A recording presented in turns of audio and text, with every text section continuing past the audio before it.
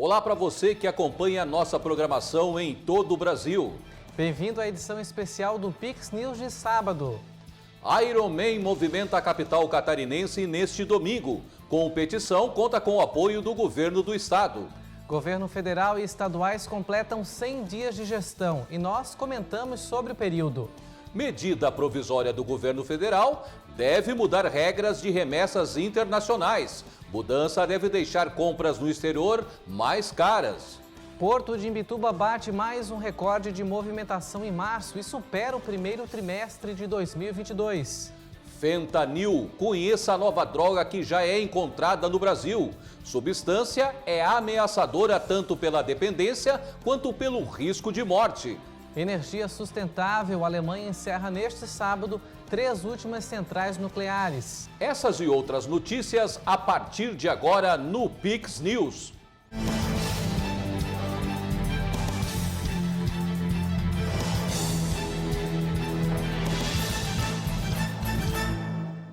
Começamos falando de esportes.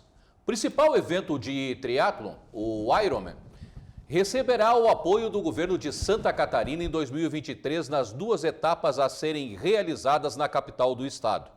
Uma delas ocorre neste domingo. A parceria foi oficializada nesta semana em cerimônia que contou com a presença do governador Jorginho Melo. O principal evento de triatlon no país, o Ironman, volta a ter o apoio do governo de Santa Catarina em 2023. O governador do estado oficializou a parceria nesta semana. A cerimônia contou com a presença do prefeito de Florianópolis, Topázio Neto, e de Carlos Galvão, organizador do Ironman no Brasil. A capital catarinense receberá 2 etapas da competição. Mais de 3.600 atletas de diversos países e outras 3.500 pessoas nas equipes de apoio farão parte do evento. A competição traz importante movimentação financeira para a cidade e também para a região. Neste ano, o evento deve movimentar 60 milhões de reais, potencializando o turismo e a economia para o estado. O Ironman é conhecido nacionalmente, né, internacionalmente. E o destino é Floripa, essa cidade maravilhosa, essa ilha que nos encanta, essa ilha que é uma das capitais mais belas do país, né, que tem todas as necessidades para fazer esse tipo de prova. E o governo do estado estava longe desse acontecimento. Então a gente está feliz por estar trazendo para perto de novo. Parceria com a prefeitura, todos nós temos o grande compromisso de realizar obras físicas, infraestrutura, obras na saúde, obra em todos os lados, escola técnica, como nós estamos fazendo, aumentar o turismo, a qualificação do turismo, mas nós temos também o compromisso de entregar obras para as pessoas, que é o que participar desses eventos que entregam acontecimento, obra, divisa, a família vem para cá, envolve, todo mundo ganha. Então eu estou muito feliz em participar do Ironman e o governo do estado vai ser parceiro de todas as atividades que o município, que a gente puder produzir junto e entregar junto. Isso faz bem para todos nós, faz bem para a comunidade.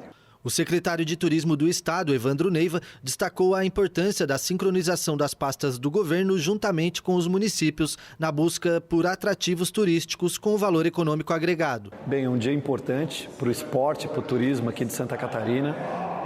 Eventos como esse do Ironman, eles trazem um fluxo turístico muito grande, além de, claro, você fomentar o esporte, fazer com que essa prática seja estabelecida na cidade de Florianópolis, né, na nossa capital, no estado de Santa Catarina, e promove o bem-estar, a saúde, né? Então é um momento muito feliz, né, do governo do estado novamente estar presente nessa relação do evento Ironman com a cidade de Florianópolis. Grata surpresa a gente ter esse número expressivo de atletas, lembrando que esses 1.700 atletas trazem consigo em média de 3 a 4 pessoas. Essa é uma característica dos eventos de Ironman.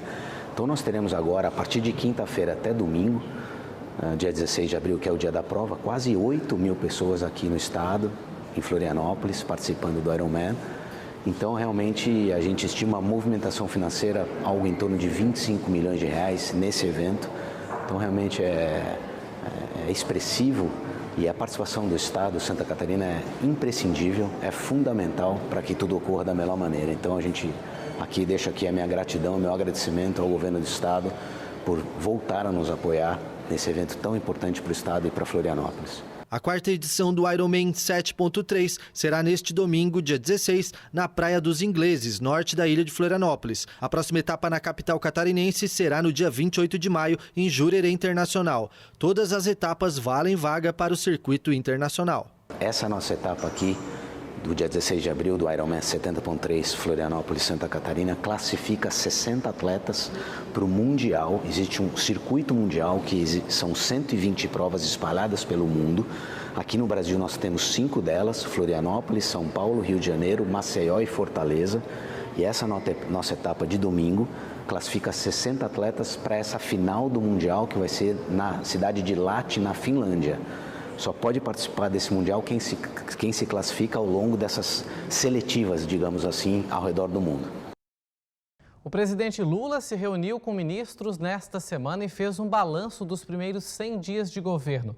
Os últimos meses foram marcados por polêmicas e pouca estabilidade econômica. O terceiro mandato presidencial de Luiz Inácio Lula da Silva completa 100 dias nesta segunda-feira, marcado por algumas polêmicas. Logo na primeira semana, o presidente teve que lidar com os ataques às sedes dos 3 poderes em Brasília, no dia 8 de janeiro. Senadores tentaram abrir uma CPI para apurar se o governo federal sabia da organização dos atos de vandalismo. Ainda nas primeiras semanas de governo, Lula precisou reviver um problema antigo: socorrer indígenas Yanomami no Pará, que há décadas passam por problemas humanitários causados pelo garimpo ilegal. Lula manteve o programa assistencial Auxílio Brasil do governo Jair Bolsonaro, retornando ao antigo nome Bolsa Família, que é a junção de auxílios criados no governo Fernando Henrique Cardoso. Apesar da crise econômica, Lula tenta manter diálogo na política externa. Apesar de dizer que o país vive um isolamento internacional, Lula, por enquanto, só visitou a Argentina, Uruguai e os Estados Unidos. O petista também se envolveu em polêmicas. Ele declarou que tinha o objetivo de se vingar do senador Sérgio Moro em uma entrevista publicada pelo site Brasil 247, na mesma semana em que a Polícia Federal desarticulou um esquema de uma facção criminosa que tinha o objetivo de assassinar o ex-juiz. Os embates com o Banco Central também se tornaram uma constante no mandato do petista, que cobra a redução da taxa de juros, que está no elevado patamar de 13,75% desde junho do ano passado. Em declarações nesta segunda-feira, Lula afirmou que os membros do BC estão brincando com o Brasil e voltou a defender o novo arcabouço fiscal proposto pelo ministro Fernando Haddad. O presidente também se colocou como um possível mediador da guerra na Ucrânia desde o início do mandato. Na última semana, o mandatário brasileiro foi criticado pelas autoridades ucranianas ao sugerir que Kiev cedesse a península da Crimeia à Rússia, que a anexou em 2014. Depois de precisar adiar a viagem à China por conta de uma leve pneumonia, Lula embarca para o país asiático nesta terça-feira, onde terá compromissos oficiais em Xangai e em Pequim, incluindo uma visita com o presidente chinês Xi Jinping. Estamos trabalhando em uma reforma tributária que corrija as distorções históricas de um sistema de tributação regressivo injusto para os brasileiros e os entes federados, e cria um ambiente muito mais dinâmico e descomplicado para o setor empresarial. Aqui, Haddad, de vez em quando, eu sei que você ouve algumas críticas. Eu tenho que elogiar você e a equipe que trabalharam, porque certamente em se tratando de economia, em se tratando de política tributária, a gente nunca vai ter 100% de solidariedade. Eu, essa semana, vi um artigo muito ruim contra você e eu pensei em responder E o meu conciliador aqui, o Padilha, achou que não valia a pena, sabe? Era melhor ficar quieto, porque a compreensão da sociedade sobre o que foi feito vale mais do que uma crítica de uma pessoa. Eu tenho certeza que vai ser aprovado e tenho certeza que a gente vai colher os frutos que foram plantados na nossa proposta. Tenho certeza. Continue. Tiago, e 100 dias se passaram. E o que dizer disso? Olha, mas parece 4 anos, né? Foram 100 dias, né? Mas a gente viveu tantas coisas, aconteceram tantas coisas nesse pequeno período que a gente tem a impressão que foram anos, né? Mas, na verdade, 100 dias que mais pareceram 4 anos, como falei, e nada foi feito. Ou melhor, nada mudou. Agora, lá na China, Lula tem pouco a levar de conquistas. No desmatamento, que Marina Silva disse que iria resolver uma verdadeira praticamente derrota, né? Em fevereiro, antes mesmo do mês acabar, a região da Amazônia já tinha batido recordes, com mais de 200 mil quilômetros quadrados desmatados, o que dificulta ainda mais as negociações com a Europa, por exemplo.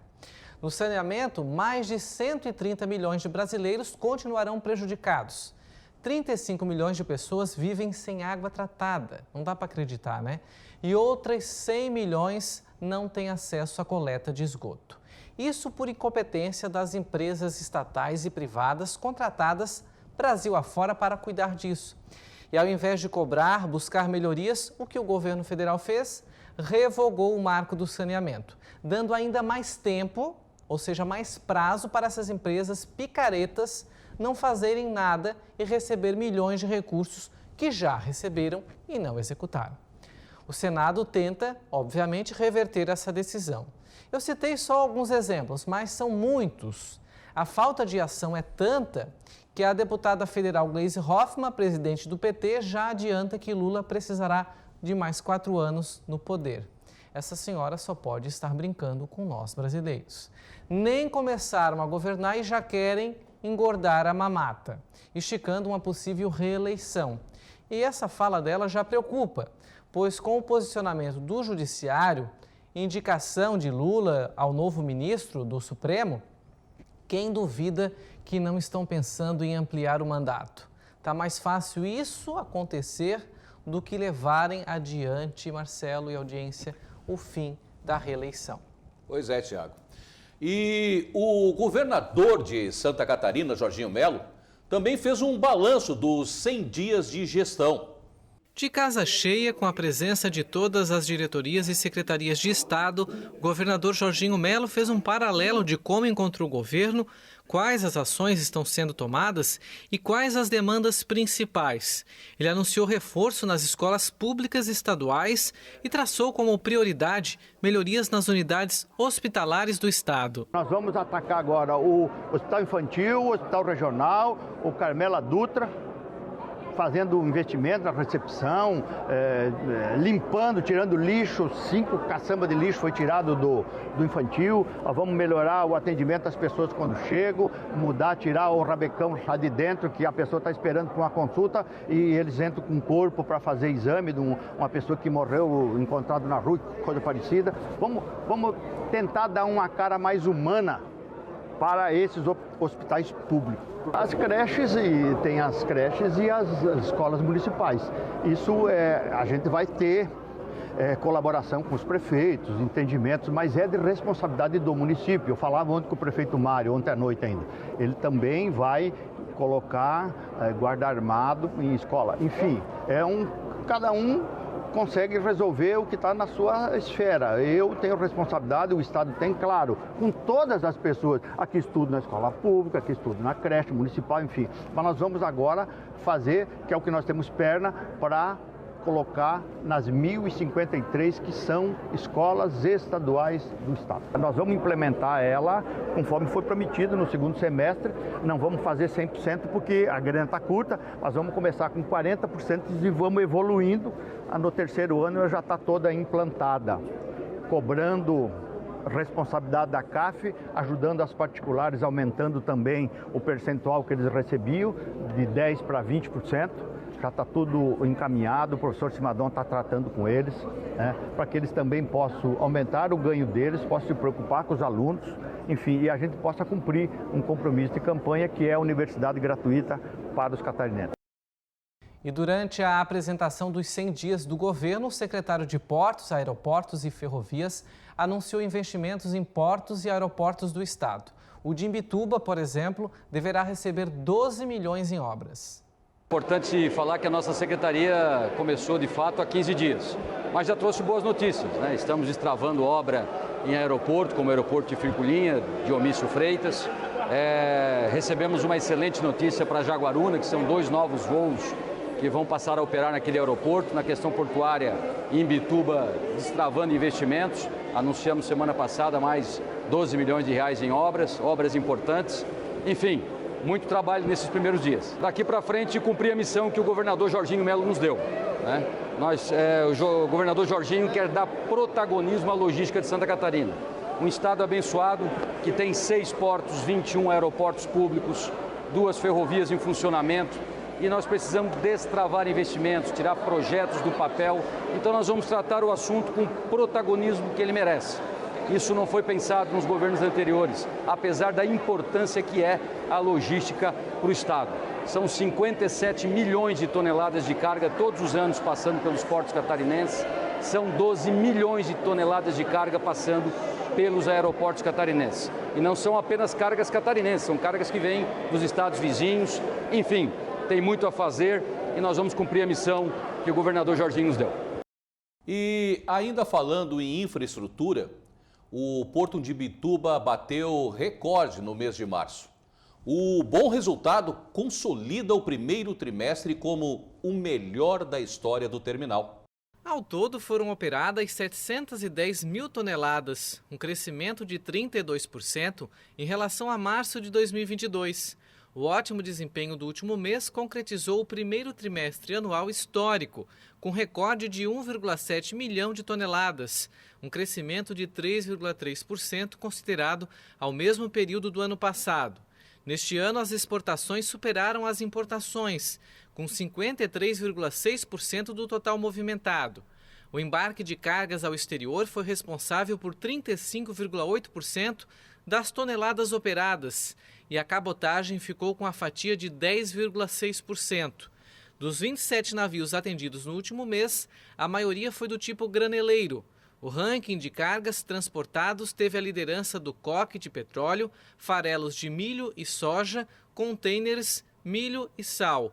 Em março, o terminal deu início às importações de óleo de girassol. A Assembleia Legislativa concedeu uma moção de aplauso à Casa Soriana Freguesia de Santana, de Vila Nova, no município de Imbituba, no sul de Santa Catarina. O ato faz parte das celebrações dos 270 anos da imigração açoriana em Santa Catarina. Considerada uma das freguesias mais antigas do sul do Brasil, fundada em 1752, a Casa Açoriana foi inaugurada em 2018 como um espaço responsável pelo resgate e o fortalecimento da cultura de base luso-açoriana em Imbituba. O deputado Volney Weber, proponente da homenagem, destacou a importância desse resgate cultural. Imbituba celebra 270 anos dessa imigração, né? Onde no ano de 2018 eles inauguraram a primeira casa açoriana, né? Inaugurada em Imbituba, e que nesse momento ela oportuniza diversas ações dentro da casa, desde o artesanato, palestras, relacionamentos, aonde eu tenho dito que bom que essa casa existe, porque é um ponto de encontro dessa gente, dessa cultura, né? O presidente da casa, Ronaldo Augusto, recebeu a homenagem. A Casa Açoriana, ela vem para reavivar essa cultura deixada pelos açorianos. Então, completamos agora em julho 5 anos de Casa Açoriana, junto com os associados. A casa ela é aberta para a comunidade, para que a comunidade, a escola, consiga entender essa imigração, esse legado deixado pelos portugueses açorianos que desbravaram o nosso litoral de Santa Catarina, deixando hoje essa cultura, essa herança, né, que vem de Florianópolis, né, São José e vai até o sul, Laguna e o norte do estado. E você vai ver a seguir. Nova droga fentanil já é encontrada no Brasil. Substância é ameaçadora tanto pela dependência quanto o risco de morte. Tem a previsão do tempo para os próximos dias. Produtores de leite buscam equiparação tributária. O objetivo é melhorar a competitividade com os demais estados do país.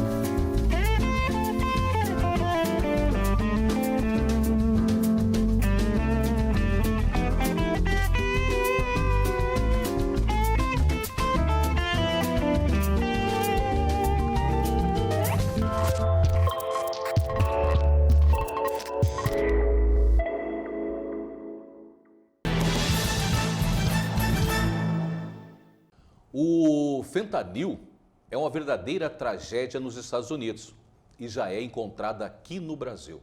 O uso da droga é uma das que mais cresce no mundo, tornando a substância extremamente mortal.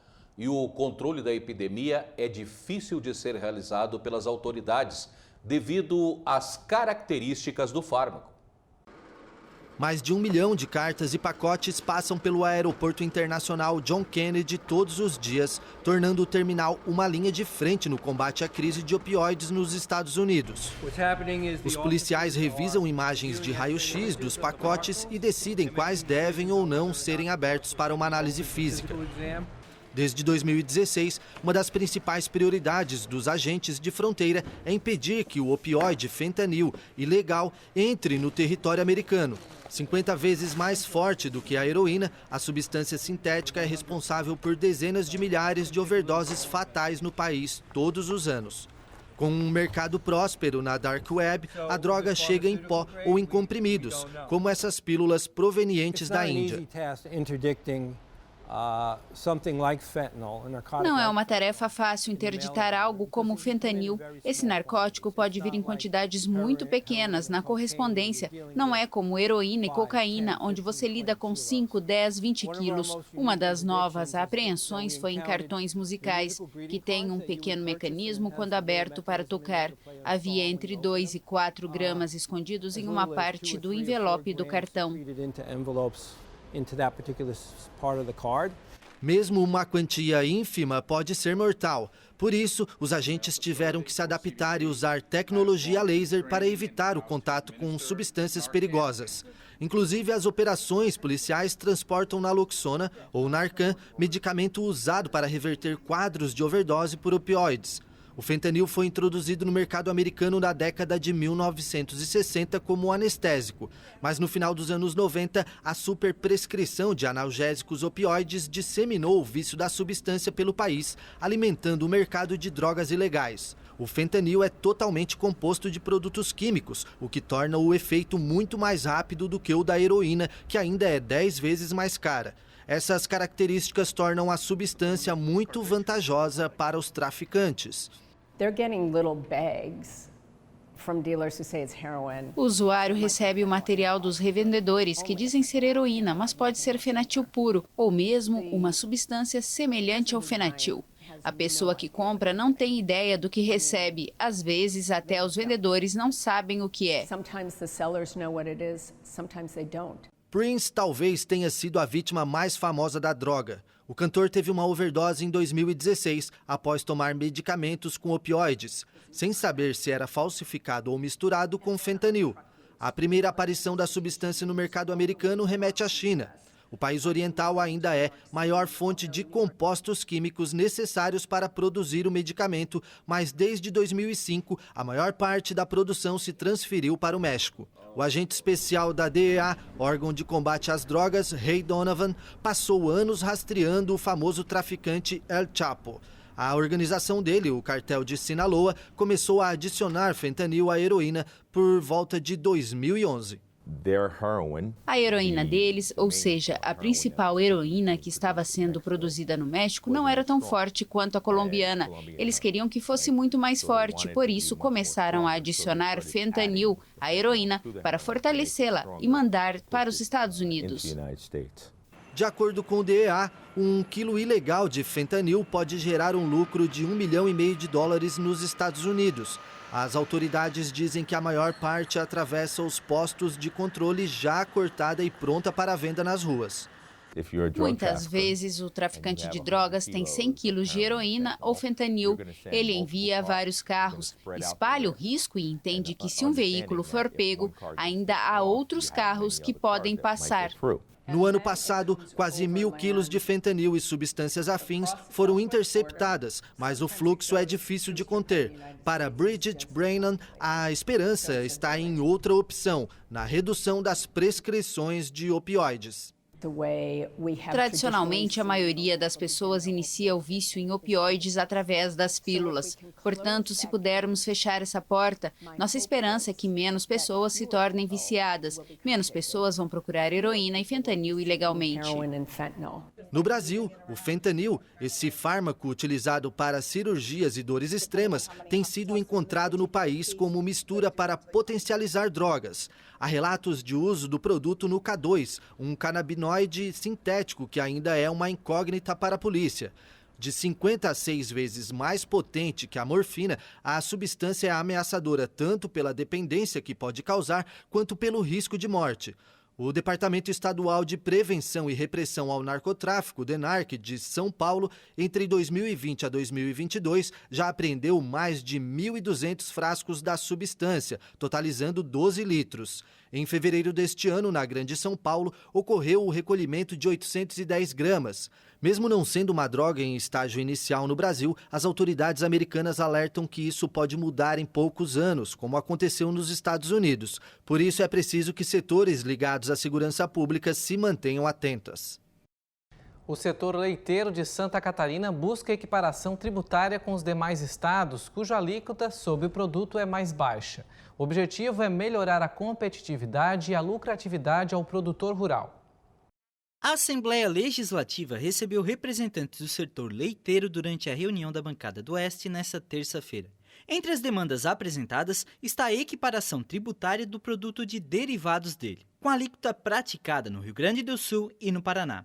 O presidente da Comissão de Agricultura e Política Rural da Alesc, deputado Altair Silva, explicou a importância desse debate. Uma das missões da Assembleia Legislativa é fazer a interlocução entre o setor produtivo e o governo. Nós temos aqui o setor do leite, que é um setor vital para a economia de Santa Catarina. Mais de 35 mil famílias atuam diretamente no setor.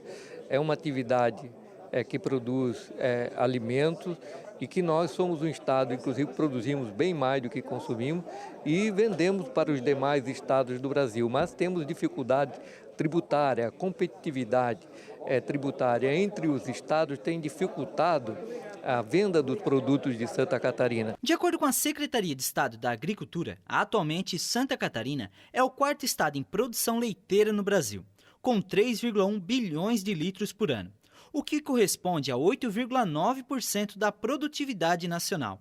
Durante a reunião, o Sindicato das Indústrias de Laticínios e Produtos Derivados afirmou que o setor vive um momento delicado devido à competitividade com outros estados que têm alíquota mais baixa. O presidente do Sindileite, Selvino Guizio, explicou que isso afeta toda a cadeia produtiva. Santa Catarina perde na produção de leite, na industrialização, por consequência para o produtor de leite recebe menos, em função de que nós temos uma carga tributária maior do que esses estados. Esperamos que tenhamos construído uma ponte e que essa ponte no futuro possa nos levar, talvez não 100% daquilo que nós estamos reivindicando, mas que o setor seja contemplado com alguma coisa e que isso possa reverter em ganhos para a indústria e ganhos para o consumidor também, que possa ter um produto um pouquinho mais barato, já que ele vai ter uma carga tributária menor, e que o produtor de leite lá também possa receber mais,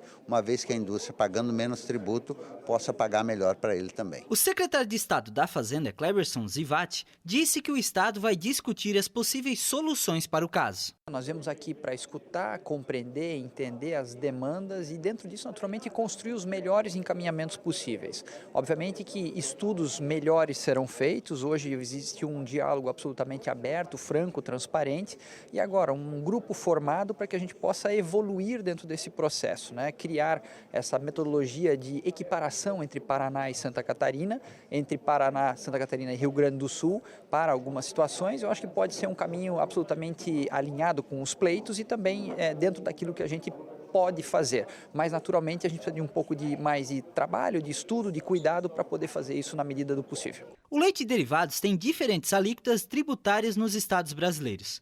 Segundo a Secretaria de Estado da Fazenda, conceder os benefícios exageradamente, como solicitados pelo setor, seria abrir mão de 152 milhões de reais de arrecadação por ano, sendo que o Executivo já tem renúncia fiscal sobre esses produtos de mais de 750 milhões de reais anualmente. O secretário de Estado da Agricultura, Valdir Colato, salientou a importância de construir uma solução que favoreça tanto para o setor leiteiro quanto para o Estado. Nós temos que buscar solução para que o agricultor continue produzindo, para que a indústria continue tendo viabilidade e Santa Catarina produza cada vez mais leite, inclusive exportando pela qualidade que nós temos, pela sanidade dos nossos rebanhos e que nós tenhamos então todos os setores contemplados.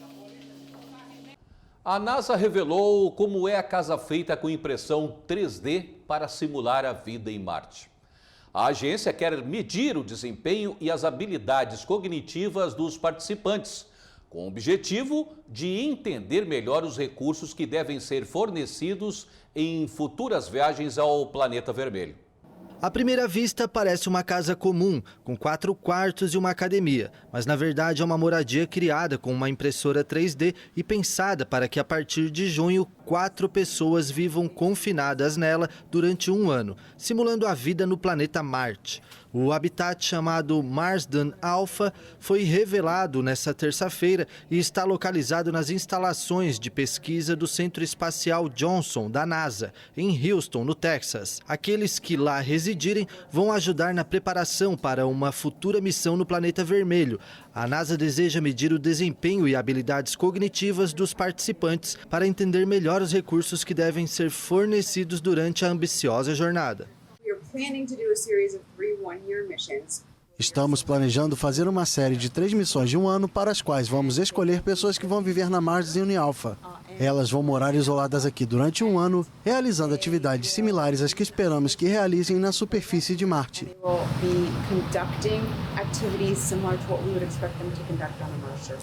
A casa de 160 metros quadrados inclui uma fazenda vertical para cultivo de vegetais, uma sala dedicada a procedimentos médicos, uma área de relaxamento e estações de trabalho. Há também uma porta que leva a uma área de simulação do ambiente marciano. No chão de areia vermelha há uma estação meteorológica, uma pequena estufa e uma esteira onde os voluntários caminharão suspensos por correias.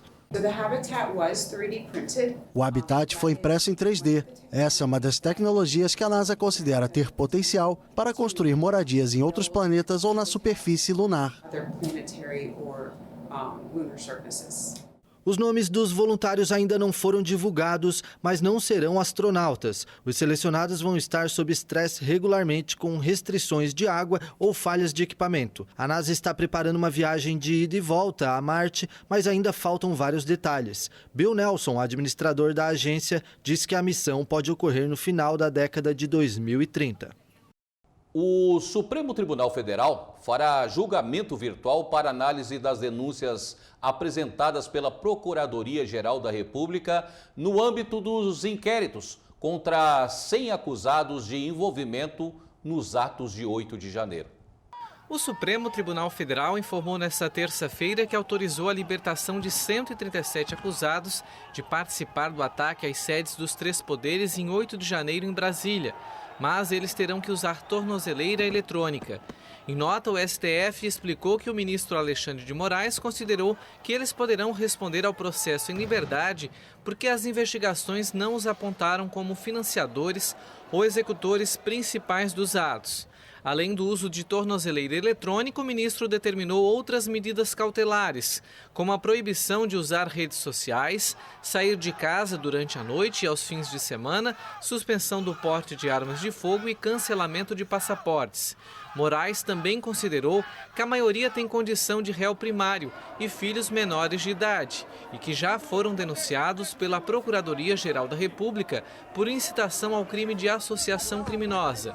No total, 803 pessoas continuam presas e 603 foram libertadas com medidas cautelares, informou o STF. Essa ação parece andar rápido no Supremo, né, Tiago? Algumas coisas que a gente não entende nesse país, né, Marcelo? A imparcialidade tanto pregada parece mais ser uma seleção de processos lá dentro do Supremo. Nada contra, é um caso que sim deve ser julgado, deve andar. Mas a gente não vê com tamanha velocidade casos como o de Mariana, Brumadinho, a Lava Jato então nem se fala. Depois não querem que a gente diga que tem processos que ficam lá dentro das gavetas. O governo federal deverá acabar com a isenção fiscal de compras internacionais de até $50, cerca de R$ 250. A informação foi confirmada pela Receita Federal, que 24 horas depois disse que irá reforçar a fiscalização. Já o secretário da Receita Federal, Robson Barreirinhas, afirmou que o governo federal pretende mudar a regra e passar a taxar todas as remessas internacionais, inclusive entre pessoas físicas, que hoje são isentas e usadas como brecha. Apesar da confirmação, a Receita não deixou claro quando a medida começará a ser colocada em prática. Segundo o órgão, a nova tributação deverá render de 7 a 8 bilhões aos cofres públicos.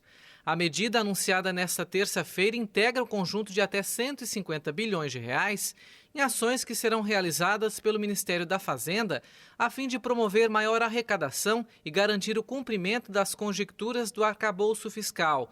De acordo com o titular da pasta, Fernando Haddad, o objetivo da medida é coibir as práticas de empresas que estariam burlando o sistema, ao fazer compras desse valor e enviando para pessoas físicas como remetente para não pagar impostos. O Ministério chamou a estratégia de contrabando, que estaria prejudicando muitas empresas brasileiras que pagam impostos. Apesar de declarar não ter conhecimento sobre qual empresa estaria contrabandeando seus produtos, Haddad informou que não se tributa uma empresa de forma distinta. Na prática, porém, a medida irá afetar principalmente os consumidores. Grandes companhias asiáticas como Shopee e AliExpress, por exemplo, que possuem compradores espalhados em vários cantos do mundo, serão extremamente prejudicadas em solo nacional. A medida vai beneficiar, é claro, as grandes lojas brasileiras de varejo, como o Magazine Luiza, em detrimento do consumidor. Com a nova tributação, as companhias elevarão os valores dos produtos, que certamente irá pesar no bolso do cliente. A isenção, que existia de até R$ 250, garantia ao comprador de baixa renda mais facilidade em adquirir mercadorias na web. E agora, Tiago? Que confusão, hein? Afinal, as compras internacionais vão ou não vão ficar mais caras? Eis a pergunta, né? Muita confusão também envolvendo esse caso. Na verdade, querem vender mentira e, com a ajuda da grande mídia, distorcer as informações. Nesta sexta, por exemplo, o ministro da Fazenda, Fernando Haddad, disse que nem conhece a Shein, que é uma dessas lojas internacionais. E tem outras por aí, como a Shopee, o AliExpress. Bom, se ele não conhece, como ele disse que as empresas estão cometendo fraudes, enviando de pessoa física? E o Mercado Livre pode fazer esse envio, mesmo que seja nacionalmente? São muitos os discursos, mas na verdade vocês sabem o que eles querem, né? Eles têm que aumentar a arrecadação. Mudando essa regra, que eles dizem que não vai mudar, mas o secretário de Receita Federal diz que tem uma MP na gaveta prestes a ser publicada, inclusive ameaça taxar até envio de pessoa física para pessoa física. Eles aumentarão com essa medida a arrecadação em 14 bilhões de reais. Claro, com o aumento de 60% da máquina pública, com a criação de 14 novos ministérios, alguém tem que pagar a conta e será cobrado agora com juros e correções monetárias. Inclusive, Lula já deixou claro que não está preocupado, como eu comentei aqui na quarta-feira, com a classe média, onde cada um brasileiro deverá pagar R$3 mil de impostos. É muita confusão. Fala uma coisa, eu lembro aquele caso no início do ano, no início do governo, que eles falaram que iam destinar R$2 milhões para as enchentes em São Paulo. A imprensa divulgou, depois compararam que o Bolsonaro tinha enviado mais de 20 milhões para as enchentes em outras regiões do país, em Minas Gerais, inclusive, e eles ficaram revoltados porque a imprensa estava enviando fake news, publicando fake news, como na verdade era um fato real, ele realmente tinha destinado apenas 2 milhões, depois outros ministérios foram liberando recursos, mas tentaram traçar aquela primeira informação como uma fake news, que na verdade não foi uma informação dada, baseada no depoimento do presidente. Agora a mesma coisa, o Haddad disse que iria taxar, queria realmente reverter essa situação. A imprensa noticiou, o governo federal vem dizendo que a imprensa está cometendo fake news, mas agora a própria Receita Federal diz que não é fake news, tem inclusive uma MP na gaveta para ser publicada a qualquer momento, não só prejudicando essa questão da compra internacional, mas qualquer envio internacional, segundo o secretário da Receita Federal disse, de pessoa física para pessoa física, vai ser taxado. E o mais interessante ainda, Tiago, é que desconhecendo a fonte, mas sabe a causa. Então, ou seja, há fraude, mas não sei de onde vem. Interessante isso. Após o ataque a uma creche em Blumenau, várias cidades do país têm registrado ameaças falsas de ataques em unidades escolares. Para garantir a segurança das escolas e com a falta de ação efetiva por parte do governo federal, os estados têm utilizado as forças de segurança para atuar nas escolas. As polícias civil e militar também têm investigado as ameaças que chegam nos aplicativos de conversa. 8 dias após os ataques na creche de Blumenau, em Santa Catarina, que deixaram 4 crianças mortas e 5 feridas, os poderes executivos de todo o país estão trabalhando em formas de inibir novas tragédias desse tipo. É basicamente o mesmo protocolo que é utilizado pelo FBI nos Estados Unidos, que seria o fugir, esconder e lutar. Então eles vão ser atualizados com todo esse protocolo. Vamos passar para eles também a questão da adaptação da segurança das instalações, tornar o ambiente mais inóspito, com mais um difícil acesso para eventual criminoso que queira fazer qualquer tipo de ação lesiva no colégio. E o nosso efetivo também, além dele já ser extremamente qualificado, para a semana que vem nós estamos fazendo contato com o comando do BOP, que é o Batalhão de Operações Especiais, e vamos receber instruções diretas lá, direto no nosso corpo especializado do BOP. Hoje, o que está ocorrendo é muita fake news. É claro que no momento que tem uma ameaça, tem que ser apurado, e essa apuração cabe à Polícia Civil. Todos os órgãos de governo estão fazendo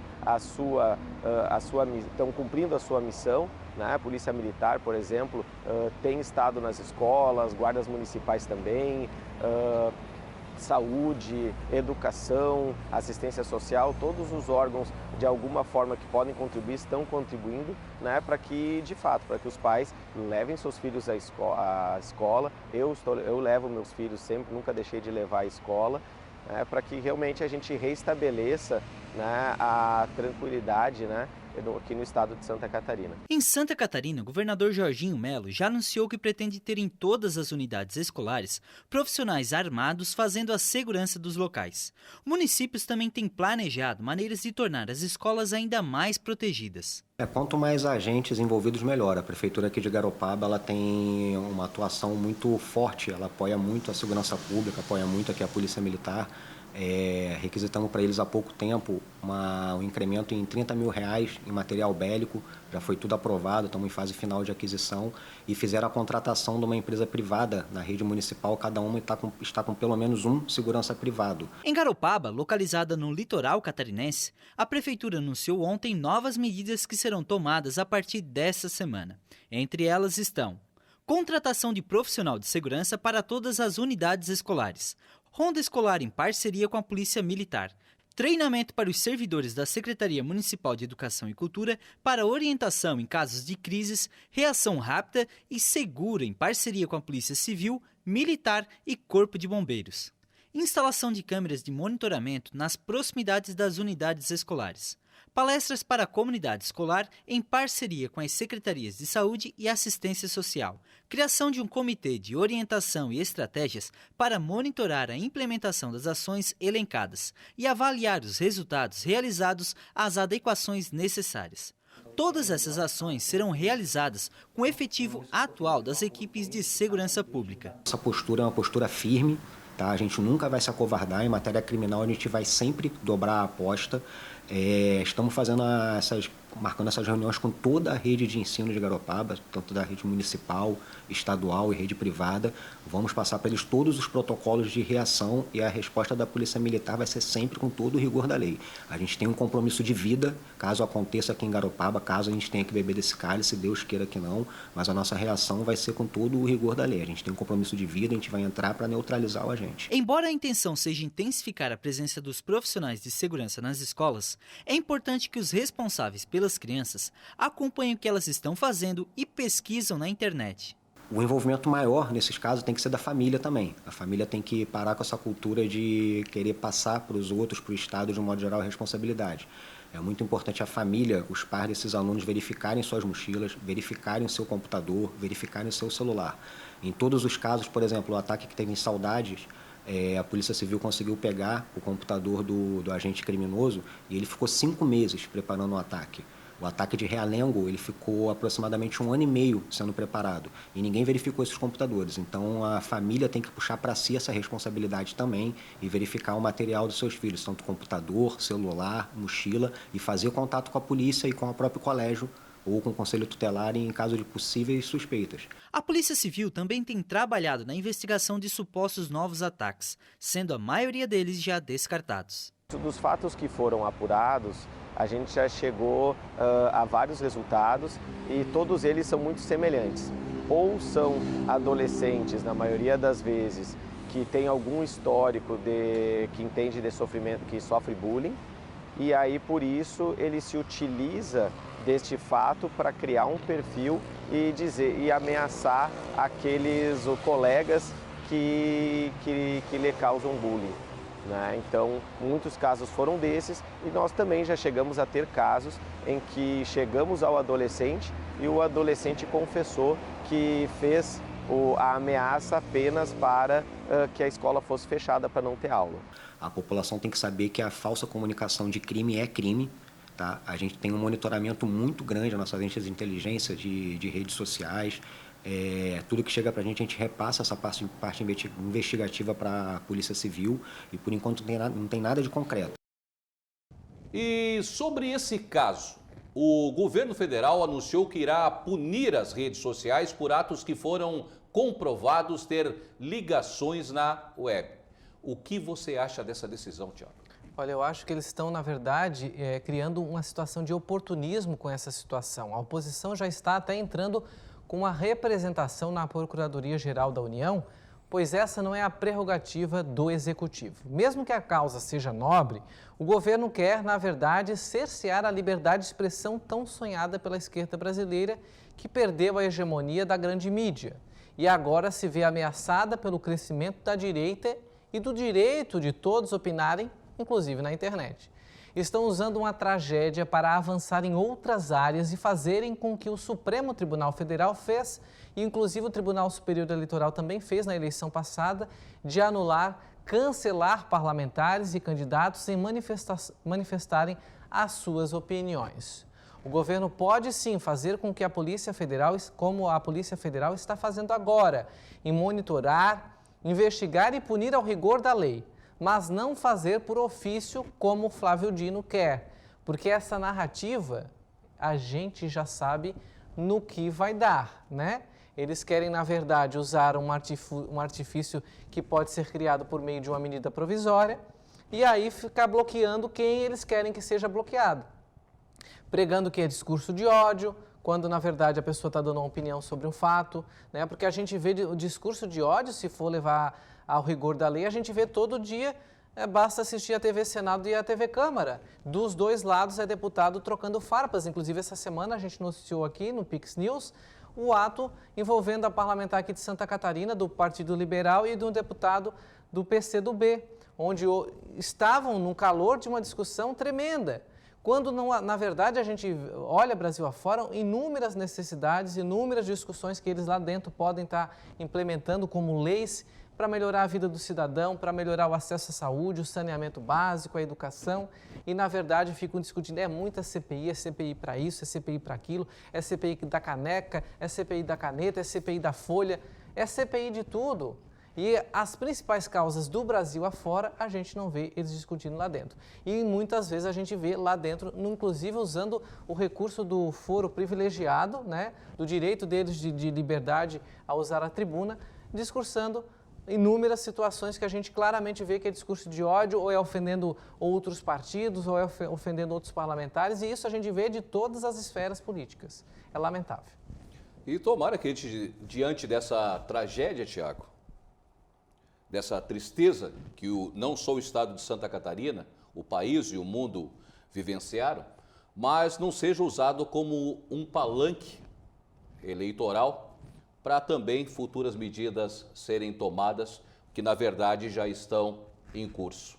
Infelizmente, é uma tristeza. E o governo de Santa Catarina está indo em outra linha, não está usando esse artifício. O governador nem aparece para dar declaração sobre esse caso. Eu acho que ele entendeu que não é o momento de se promover mediante uma tragédia. Isso mesmo, Tiago. Apostando nas fontes sustentáveis, a Alemanha se despede definitivamente da energia nuclear e vai desligar suas últimas 3 centrais no sábado. Cerca de 20 reatores foram desativados por Berlim nos últimos anos. A Alemanha se despede definitivamente da energia nuclear. A maior economia europeia vai desligar no próximo sábado as 3 últimas centrais. O ato será um marco na aposta por uma transição verde, sem reatores atômicos. A central de Lubmin, às margens do Mar Báltico, começou a ser desmontada há mais de 30 anos, pouco depois da reunificação da Alemanha. Mas o processo é longo e ainda faltam décadas para terminar o trabalho. Vocês podem imaginar que nos anos 60 não havia nenhum projeto para o desmonte de centrais nucleares. Isso significa que elas foram construídas para durar para sempre, mas a nossa tarefa é desmontá-las. Temos que desenvolver projetos totalmente novos e isso não se faz da noite para o dia. A segurança é essencial. Não pode haver liberação de radioatividade. Künstliche Radioaktivität kommt, darauf müssen wir achten, das darf nicht passieren und das dauert seine Zeit. As titânicas obras começaram em 1995. 5 reatores tinham que ser desmontados e quase 2 milhões de toneladas de material potencialmente radioativo descontaminadas. Cerca de 900 pessoas trabalham para desativar Lubmin. Alguns componentes dos 5 reatores, que funcionaram entre 1973 e 1990, seguem emitindo doses elevadas de radiação. O plano é submergir esses componentes em água para que sejam desmontados à distância, em uma técnica que pode ajudar o desmonte de outras centrais. Nos últimos anos, cerca de 20 reatores deixaram de gerar energia na Alemanha. E os processos de desmonte deveriam ser mais rápidos do que os de Lubmin. Só que ainda serão necessárias várias décadas para desarmar as plantas e colocar os resíduos altamente radioativos em um local de enterramento profundo. O armazenamento definitivo vai permitir que os resíduos nucleares sejam guardados de forma segura por pelo menos 1 milhão de anos, de acordo com as autoridades. E o governo do estado de Santa Catarina, em parceria com o Senai, lançou o programa Educação Empreendedora para a qualificação profissional para alunos matriculados no ensino médio na rede pública estadual. A medida vem na contramão do governo federal, que revogou a reforma do ensino médio no país. Um acordo de cooperação firmado entre o governo de Santa Catarina com o Senai tem o objetivo de ampliar o acesso ao ensino profissionalizante no novo ensino médio da rede estadual. A assinatura do acordo ocorreu nesta quinta-feira. Cerca de 7 mil estudantes serão beneficiados. Inicialmente, a expectativa da Secretaria de Educação é que o programa beneficie em torno de 10 mil estudantes por ano durante a gestão. Os alunos matriculados no novo ensino médio poderão cursar o curso técnico como parte do eixo profissionalizante e validar a carga horária de aprendizagem profissional. Dizer da minha alegria no dia de hoje estar fazendo esse lançamento da educação empreendedora, porque é compromisso, não só porque é um compromisso de campanha, é porque é uma das coisas mais certas e corretas que nós precisamos fazer. É dar condições do jovem sair do ensino fundamental, ir para o ensino médio, aproveitar a carga horária de um para o outro, essa cooperação. Isso é inteligente, isso é dar condições a ele de sair mais preparado para o mercado, poder ganhar mais, poder ajudar a sua família, botar mais um dinheirinho no bolso. É para isso que nós precisamos trabalhar, é para esse tipo de pessoas que nós precisamos trabalhar. Isso vai ao encontro do que a indústria precisa, do que o comércio, a prestação de serviço qualificada precisa. No primeiro momento, a carga horária do estudante será validada para os alunos que participam da aprendizagem profissional do Senai, sem custos para o Estado. Já no segundo semestre, a educação empreendedora irá ampliar a presença de estudantes no programa de aprendizagem da indústria. O investimento é de 120 bilhões anuais. Juntamente com a Fiesc, sobretudo com o Senai, nós estamos realizando um acordo, um termo de cooperação entre a Fiesc e o Estado, principalmente em relação à Secretaria de Estado da Educação, no sentido de proporcionar aos nossos jovens do ensino médio o acesso à formação profissional. Nós temos os itinerários do novo ensino médio já planejados na Secretaria de Estado da Educação e nós, com esse termo de cooperação, estamos oportunizando a que os nossos jovens que estudam nas escolas públicas do Estado tenham condições de acessar um ensino de qualidade no Senai, no Sistema S, para que eles possam ter realmente uma formação profissional, se encaminhar ao mercado de trabalho e ter renda antes de ingressar, inclusive, no ensino superior. O presidente da Fiesc, Mário César Aguiar, destacou a importância da parceria para a indústria catarinense. O sistema Fiesc, através do Senai e do SESI, tem na educação o seu grande vetor de investimentos. E nós estamos, então, disponibilizando 20 mil vagas para o ensino profissionalizante. Essa é a parcela que o Senai vai contribuir. Em contrapartida, o Estado também contrata o Serviço Senai em mais 20 mil estudantes, formando um maciço de 40 mil jovens que poderão atender a demanda da indústria. Nossa indústria é o grande vetor da economia catarinense, uma indústria moderna, capaz, que precisa de pessoas qualificadas. Precisamos atrair o jovem para a nossa indústria. A indústria hoje é um espaço que permite evolução na sua carreira, um espaço tecnológico e que pode, então, com iniciativas como que foram assinadas hoje, fomentar a nossa indústria com pessoas qualificadas, dando condições para que o Estado possa ser ainda mais exportador, ser um Estado ainda mais rico. O incentivo à educação técnica e profissional vai ao encontro da 11ª meta do Plano Estadual de Educação do Estado, com o objetivo de ampliar as matrículas no ensino profissionalizante técnico de nível médio. Um tribunal federal dos Estados Unidos decidiu manter temporariamente a pílula abortiva disponível no país, mas sob regulamentação mais rígida, enquanto o litígio continua sobre a sua aprovação. Um painel de 3 juízes do Tribunal de Apelações do 5º Circuito de Nova Orleans decidiu por 2-1 a favor de manter a pílula abortiva mifeprestona disponível nos Estados Unidos sob regras mais rígidas. Entre as regras está a exigência de consultas médicas presenciais para receber o medicamento.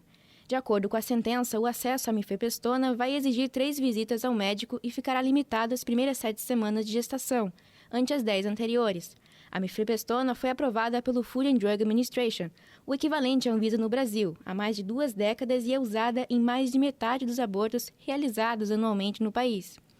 Na última sexta-feira, o juiz Matthew Kacsmaryk, nomeado pelo ex-presidente Donald Trump, anulou a aprovação do FDA, mas o governo recorreu da decisão do magistrado. Os 2 juízes do circuito que votaram para aumentar as restrições, Kurt Engelhard e Andrew Oldham, também foram indicados por Trump. A terceira, Katharina Heinz, foi nomeada pelo ex-presidente George W. Bush. Esse confronto sobre os direitos reprodutivos das mulheres nos Estados Unidos ocorre quase um ano depois que a Suprema Corte, dominada por conservadores, anulou a decisão histórica no caso Roe vs. Wade, que estabeleceu o direito ao aborto há 50 anos.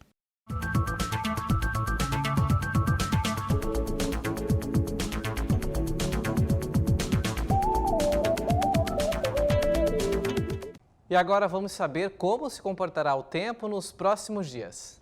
A frente fria que trouxe chuva na quinta para o Rio Grande do Sul e na sexta para Santa Catarina e Paraná começa a perder força, mas ainda assim a instabilidade vai predominar em todas as áreas. No Rio Grande do Sul ainda há chance de chuva. Porto Alegre amanhece com uma chuvinha, o tempo abre à tarde e volta a fechar durante o anoitecer. A mínima é de 19 graus na parte da manhã, mas pode chegar aos 25 durante a tarde.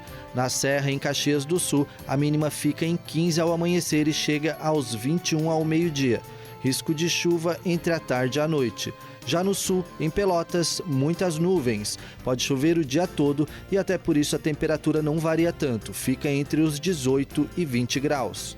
Em Santa Catarina, a chuva cai entre a tarde e a noite na região oeste. Nas demais áreas, há uma variação entre períodos de tempo fechado e aberturas de sol. Em Joinville, chove durante a madrugada, mas o tempo abre durante a tarde. Mínima de 20 e máxima de 26 graus. Em Floripa, o tempo melhora também durante a tarde e a temperatura varia entre 21 e 24 graus. No Vale, em Blumenau, pode cair uma chuvinha de manhã e à noite a mínima lá é de 19 graus e a máxima é 24 graus. No Paraná, as maiores precipitações se concentram entre a fronteira com a Argentina e com o Paraguai, na parte oeste do estado. As nuvens se espalham entre a tarde e a noite e a instabilidade predomina em todo o estado. Em Curitiba, a temperatura varia entre 16 e 23 graus. Pode chover à tarde. Em Londrina, a mínima fica em 18 e a máxima 26. Chove de manhã e no restante do dia muitas nuvens com aberturas durante o período da tarde. Em Maringá a mínima é 19 e a máxima 26. O tempo fica aberto durante toda a tarde, mas pode chover também durante a noite. E atenção, uma massa de ar frio está sendo esperada para chegar ao país no início da próxima semana. No Pix News de terça-feira traremos os detalhes. E essa edição do Pix News fica por aqui. Obrigado pela companhia, uma boa noite e nós nos vemos então segunda-feira em mais uma edição do Pix News ao vivo. Obrigado, um excelente fim de semana.